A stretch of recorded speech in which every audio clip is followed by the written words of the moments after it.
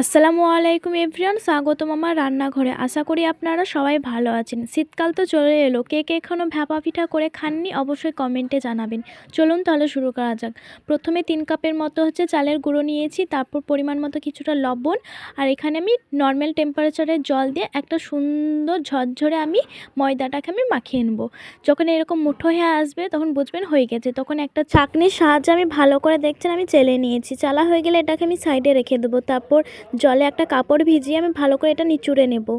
এদিকে আমি দেখছেন নারকেল কুচি ও খেজুরের গুঁড়ো পাটালি নিয়েছি। প্রথমে স্টিলের বাটিতে কিছুটা শুকনো ময়দা দিয়ে এটাকে ঝেড়ে দেব। তারপর প্রথম স্তরে কিছুটা ময়দা দিয়ে ওখানে খেজুরের গুঁড়ো পাটালি আর নারকেল কুচিটা দিয়ে আবার ময়দা দিয়ে এটা ঢেকে দেবো। সেম প্রসেসে এই স্তরটাও করতে হবে। প্রথমে খেজুরের গুঁড়ো পাটালি দিয়েছি, তারপর নারকেল কুচি দিয়ে আবার ময়দা দিয়ে এটা পুরোটা মোল্ড করে নেব। দেখছেন আমার মোল্ড করা হয়ে গেছে খুব সুন্দর। এবার যে কাপড়টা আমি ভিজিয়ে রেখেছিলাম সেটা এই ময়দার গায়ে আমি ভালো করে মোল্ড করে নিয়েছি। পেছন দিকটা ভালো করে আমি দেখছেন বুলিয়ে নিয়েছি। এদিকে আমার পানিটা গরম হয়ে আসছে, তখন আমি ভাপা পিঠাগুলো আমি দিয়ে নেব। তারপর বাটিটাও তুলে নিয়েছি, দিয়ে আবার সে কাপড়টা দিয়ে আমি ভালো করে ঢেকে দিয়েছি।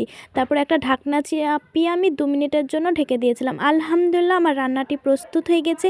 এরকম নতুন নতুন হালাল রেসিপির জন্য আমাকে সাবস্ক্রাইব করবেন। ভালো থাকবেন, সুস্থ থাকবেন। দেখাবো অন্য ভিডিওয়ে। আল্লাহ হাফেজ।